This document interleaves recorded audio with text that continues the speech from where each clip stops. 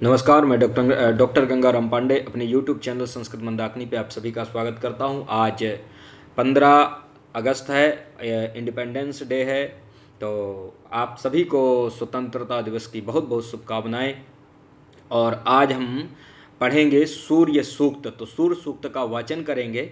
जैसा कि मैंने बताया था कि सूक्तों का वाचन बहुत आवश्यक होता है, क्योंकि कुछ छात्रों का ऐसा मतलब कहना है, या मतलब उनका भी स्वाभाविक है कहना, उनका भी सही है कहीं ना कहीं, कि भाई जो वेद की जो शैली है, जैसे ऋग्वेद है, ऋग्वेद की जो शैली है, जो उसका उच्चारण होता है, जो उसका प्रोनाउंस होता है, किस मतलब कैसी मतलब किस प्रकार से उसकी शैली, उसको बोलने की किस प्रकार से शैली है। इसी प्रकार से ऋग्वेद की, सामवेद की, अथर्ववेद की, चारों की अपनी एक अलग शैली है बोलने की। प्रॉपर वो उसी में बोले जाते हैं। तो उसी में बोलना भी चाहिए। समस्या ये है कि जो 12th पास करके, मतलब जो गुरुकुलों से संबंधित नहीं है, जो विद्यार्थी विद्यार्थी ऐसे बहुत सारे, जैसे दिल्ली विश्वविद्यालय है या बहुत ऐसे यूनिवर्सिटी हैं जहाँ पर 12th पास करके इस छात्र आते हैं संस्कृत पढ़ने के लिए, और उनको यूजीसी नेट वगैरह की पेपर, नेट वगैरह ये सब पेपर निकालने होते हैं, जिसमें कि यूजीसी में ये लगे हुए हैं सूक्त। अब समस्या ये है ना कि जो गुरुकुल पद्धति से पढ़ा है, गुरुकुल परंपरा से पढ़ा है, तो वो तो समझता है। जैसे मैं शुक्ल यजुर्वेद भी मैं पढ़ा हुआ हूँ, काशी में रहा, बहुत लंबे टाइम तक बनारस में रहा हूँ मैं, और वहाँ व्याकरण, मतलब ये जो शास्त्रों में गति है, ये बनारस से ही, वहीं मतलब उन्हीं गुरुओं के आशीर्वाद से प्राप्त है। तो मुझे पता है कि किस वेद को किस प्रकार से उसका उच्चारण किया जाता है, प्रोनाउंस किया जाता है।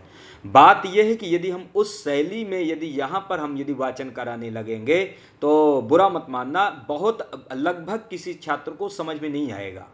जो भी गुरुकुल से इधर, मतलब जितने भी 12th करने के बाद ये लड़के आते हैं संस्कृत विषय में मतलब पढ़ने के लिए, तो निश्चित मैं कह सकता हूँ कि बहुत बच्चों के समझ में नहीं आएगा कि ये सूक्त में बोल क्या रहे हैं। क्योंकि जो भी पढ़ा है वो समझ सकता है कि इनकी शैली क्या है बोलने की। शब्द पकड़ नहीं पाएगा, और शब्द नहीं पकड़ पाएगा तो अशुद्धियां होंगी। अशुद्धियों से बचने के लिए, क्योंकि सबसे पहले तो ये देखना होता है कि यद्यपि बहुनाधि से पटपुत्र व व्याकरणम, कि यद्यपि बहुत मत पढ़ो, थोड़ा ही पढ़ो, लेकिन व्याकरण पढ़ लो। इसीलिए कहा जाता है, कहने का मतलब क्या है व्याकरण पढ़ने के, ये क्यों कहा जाता है कि थोड़ा ही पढ़ो लेकिन व्याकरण पढ़ लो। इसीलिए कि एक शब्द सम्यक ज्ञाता सुप्रयुक्त स्वर्गे लोके च काम दुख भवती। एक शब्द भी पढ़ो लेकिन इतना स्पष्ट पढ़ो, इतना अच्छी तरह से पढ़ लो कि एक एक चीज का उसमें पता चल जाए, उसमें पूरी तरह से तुम वैयाकरण हो जाओ कि हाँ, इस चीज को मैं अच्छी तरह से जानता हूं, इस चीज में, इस शब्द में मैं वैयाकरणी हूं। तो हमारी दृष्टि यही है कि भाई कम से कम शुद्ध तो पढ़ना सीख जाओ, ताकि अर्थ का अनर्थ ना कर पाओ, शब्द के साथ अत्याचार मत कर पाओ। क्योंकि मैं देखता हूं ऐसे पता नहीं कितने सारे मेरे पास एग्जाम्पल हैं, ऐसे कितने, कम से कम हजारों लोगों को मैं जानता हूं कि संस्कृत के हैं लेकिन शुद्ध नहीं लिख पाते, हिंदी नहीं लिख पाते, शुद्ध उच्चारण भी नहीं कर पाते। ऐसे बहुत सारे लोग हैं कि तो उनका मतलब उच्चारण दोष है, शुद्ध उच्चारण नहीं कर पाते। तो भैया हमारा तो यही प्रयास है ना सर्वप्रथम, कि आप पहले शुद्ध उच्चारण करना सीख जाओ। क्योंकि अशुद्ध उच्चारण करोगे तो सकला सकला, एक सकल का अर्थ दंत सकार होगा तो उसका अर्थ है संपूर्ण, और तालब्य शकार में सकल का प्रयोग करोगे तो उसका अर्थ है एक खंड, टुकड़ा। तो ये नाश ना करो, मतलब शब्दों का उच्चारण बढ़िया से कर लो, सबसे पहले तो यही याद रखो। यदि शब्दों के साथ बढ़िया आप जो तो तालमेल, या शब्दों का बढ़िया से आप उच्चारण कर दिए हैं, वेद मंत्रों का आप बढ़िया से उच्चारण कर रहे हैं, तो समझ जाओ कि सबसे महनीकार तो यही है। आप किस शैली में वेद का प्रयोग कर रहे हो, वेद की जो शैली है। क्योंकि 12वीं पास पास करके जो छात्र आते हैं, तो उनको नहीं पता ना कि वेद की शैली क्या है। उनको तो यह है कि भाई हमको यूजीसी का एंट्रेंस निकालना है, हमको पीजीटी, ये जितने भी जहां पर ये सूक्त लगे हैं, हमको वो निकालना है। अब वो यजुर्वेद की शैली में जाएगा तो गुरु कौन बैठा है उनको पढ़ाने के लिए? काशी थोड़ी है कि वहां पर जो तो किसी के पास चले जाओ, वहां पर उनसे वेद पढ़ के चले आओ। ये बात को समझना चाहिए ऐसे लोगों को, जो मतलब इस टाइप से टिप्पणी करने चले जाते हैं, कि मतलब उनको लगता है कि कहीं भी बस वही है, एक शब्द है, कहीं भी उसको मिला दो। सब जगह के लिए नहीं है। बोलना कि मतलब मतलब इसके साथ ऐसा कर रहे हैं, तो ये सब जगह नहीं होती मित्र, सब जगह प्रयोग नहीं किया जाता। ये वहीं पर करो जहाँ पर की सब सारी सुविधाएं उपलब्ध हों और वो उनके लिए जो तो वो अपना कर सकें, पढ़ सकें अच्छी तरह से, ये वहाँ पर हम अच्छी तरह से कह सकते हैं।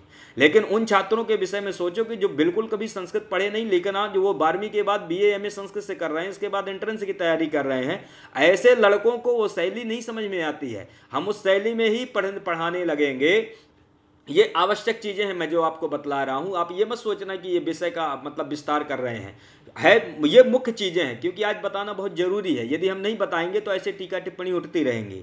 तो कहना हमारा यही है कि हमारा सबसे पहला प्रयास यह है कि आप शब्दों को बढ़िया से उच्चारण करना सीख जाओ, शब्दों के विषय में पूरी तरह से शुद्ध हो जाओ, शब्दों का उच्चारण आपको बढ़िया आ जाए तो आपको दोष नहीं लगेगा। पहला, क्योंकि शब्दों के साथ अत्याचार करना बंद कर दो।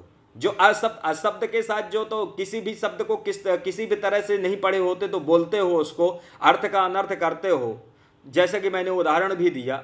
तो आप यही यदि सुधर जाए हमारे जीवन में, उस विषय में यदि हम वैयाकरणी हो जाएं कि शब्द का उच्चारण हम सही कर लें, चाहे वो वेद का हो चाहे लोक का हो, क्योंकि वेद की रक्षा के लिए ही तो सारे व्याकरण, वेदानाम रक्षेयम वेदानाम अध्ययनम व्याकरणम, कि वेदों की रक्षा के लिए व्याकरण का अध्ययन करना चाहिए।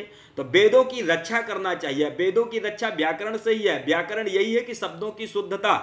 पहली बात आप ये समझ जाओ, महाभाष्यकार कहते हैं रक्षार्थम वेदानाम अध्येयम व्याकरणम। तो वेदों की रक्षा तभी है जब हम शब्दों का शुद्ध उच्चारण करना सीख जाएंगे। हम ये वैदिक शब्दों को हम जान जाएंगे कि यहाँ पर आत्मना की जगह यदि मना शब्द का प्रयोग है तो वहां पर क्यों है? वेद में अशुद्ध नहीं है मना, आत्मना शब्द लौकिक में प्रयोग होता है, लेकिन वेद में आधाता मकार और नकार मतलब मना, इस प्रकार से आधाता माना ये प्रयोग होता है। तो अब जो वैयाकरणी नहीं है तो उसको लगेगा ये अशुद्ध प्रयोग है। तो वेदों की रक्षा के लिए ही व्याकरण को बनाया गया। तो रक्षा यही है कि जो जैसा है उसको वैसा ही पढ़ना सीख जाओ। पहला प्रयास तो यह है मित्र। बाद में जब पढ़ना सीख जाओगे तो स्वर अपने आप एक समय के बाद आप सीख जाओगे, प्रयास करोगे वो स्वर आ जाएंगे। लेकिन मैं ऐसे लोगों को यही मेरा संदेश है कि यदि हम शैली पे जाएंगे तो आप लोग जो गुरुकुल से पढ़े हैं उनको तो पता है कि इस वेद की ये शैली है, लेकिन जो इसके बाद जो मॉडर्न से हैं उनको पता नहीं चल पाएगा, उनको कभी भी पता नहीं चल पाएगा, वो पकड़ नहीं पाएंगे शब्दों को। तो हमको इसलिए हम इस प्रकार से उनको पढ़ाते हैं, एक एक शब्द को अलग ही उस वहाँ पर हम जो तो अपनी जो मतलब ज़्यादा हमको सटीक शैली लगती है उसको पढ़ाने की, सूक्तों को पढ़ाने की, हम उसका प्रयोग करते हैं। उस टाइप से हम पढ़ाते हैं ताकि सब इसको पढ़ सकें। ऐसे क्या होता है कि शुद्धता से जो तो समझ में आता है। बालक एक एक शब्दों को मतलब जो छात्र तैयारी कर रहे हैं, जो प्रतिभागी हैं, वो उन एक एक शब्दों को पकड़ लेते हैं। हम जो ये शैली से हम पढ़ाते हैं, हम यदि वेद की शैली से पढ़ाने लगेंगे, जैसे कि आपको एग्जाम्पल दे रहा हूं, यहाँ पर एक मंत्र है चित्रम देवानाम। अब पढ़ना, मैंने कहा था कि शुक्ल यजुर्वेद पढ़ा हुआ हूं, इसकी शैली बता रहा हूं मैं। चित्रं देवानाम उद्गादनीकं चक्षुर्मित्रस्य वरुणस्याग्नेः आप्राद्यावा पृथ्वी अंतरिक्षं सूर्य आत्मा जगतस्तस्थुखश्च। तो इस टाइप से इसको जो तो उच्चारण किया जाता है शुक्ल यजुर्वेद में। और भी बहुत सारे ये इसमें जो आगे मंत्र आएंगे। हम तो इसलिए इससे हम क्या करते हैं, थोड़ा सा बचते हैं कि यदि ऐसे हम बोलेंगे तो वो मॉडर्न वाले लड़के नहीं पकड़ पाएंगे, वो शब्दों को बहुत मुश्किल से उनको फिर ये शब्द लग पाएंगे। इसलिए हम क्या पढ़ते हैं कि मतलब उसको सरल करके या और थोड़ा सा बढ़िया करके हम कैसे पढ़ाते हैं कि चित्रम देवानाम उद्गादनीकम चक्षुर्मित्रस्य वरुणस्याग्ने आप्राद्यावा पृथ्वी अंतरिक्षम सूर्य आत्मा जगतः तस्थुषश्च। चित्रम देवानाम उद्गादनीकम चक्षुर्मित्रस्य वरुणस्याग्नेः आप्राद्यावा पृथ्वी अंतरिक्षम सूर्य आत्मा जगतः तस्थुषश्च। सूर्यो देवी मुससं रोचमानां मर्यो न योषामभ्येति पश्चात् यत्रा नरो देवयन्तो युगानि वितन्वते प्रतिभद्राय भद्रम्। सूर्यो देवी मुससं रोचमानां मर्यो न योषामभ्येति पश्चात् यत्रा नरो देवयन्तो युगानि वितन्वते प्रति भद्राय भद्रम भद्रा अश्वा हरितः सूर्यस्य चित्रा एतग्वा अनुमाद्यासः नमस्यन्तो दिव आपृष्ठमस्थु परिद्यावा पृथिवी यन्ति सद्यः भद्रा अश्वा हरितः सूर्यस्य चित्रा एतग्वा अनुमाद्यासः नमस्यन्तो दिव आपृष्ठमस्थु परिद्यावा पृथिवी यन्ति सद्यः तत्सूर्यस्य देवत्वं तन्महित्वं मधिया कर्तोर्विदतं संजभार जदेदजुक्तहरितः साधस्थादादात्री वासस्तनुते सिमस्मयि तत्सूर्यस्य देवत्वं तन्महित्वं मधिया कर्तोर्विदतं संजभार जदेदजुक्तहरितः साधस्थादादात्री वासस्तनुते सिमस्मयि।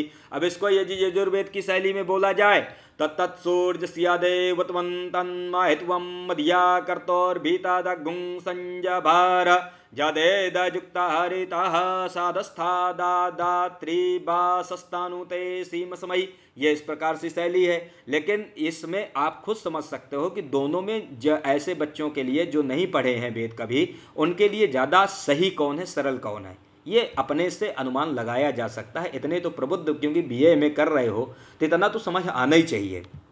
इसी तरह से तन्मित्रस्य भी है, तो तन्मित्रस्य वरुणस्याभिचक्षे सूर्यो रूपं कृणुते द्यौरुपस्थे अनन्तमन्यदृसदस्य पायः कृष्णमन्यद्धरितः संभरन्ति तन्मित्रस्य वरुणस्याभिचक्षे सूर्यो रूपं कृणुते द्यौरुपस्थे अनन्तमन्यदृसदस्य पायः कृष्णमन्यद्धरितः संभरन्ति अद्या देवा उदिता सूर्यस्य निरंहसः प्रिपृता निरवद्याता तन्नो मित्रो वरुणो मामहन्ताम् अदितिः सिन्धुः पृथिवी उत द्यौः अद्या देवा उदिता सूर्यस्य निरंहसः प्रिपृता निरवद्याता तन्नो मित्रो वरुणो मामहन्ताम् अदितिः सिन्धुः पृथिवी उत द्यौः। अब यजुर्वेद की शैली में देखो, अद्या देवा उदिता सूर्यस्य निरंहसः प्रिपृता निरवद्याता तन्नो मित्रो वरुणो मामहन्ताम् अदितिः सिन्धुः पृथिवी उत द्यौः। तो ये है इसकी शैली। तो कुछ जैसे जो लोगों को समस्या होती है, दोनों शैलियाँ पता हैं, लेकिन हमको आवश्यकता क्या है, किस चीज़ की आवश्यकता है, कौन सी शैली में ज़्यादा छात्रों को समझ में आता है, इसलिए हमको ऐसा बोलना पड़ता है। तो इसी के साथ में आज की कक्षा को यहीं पर समाप्त करते हैं, सूर्य सूक्त को। फिर मिलते हैं नए सूक्तों के साथ में। इसी के साथ जय हिंद, जय भारत।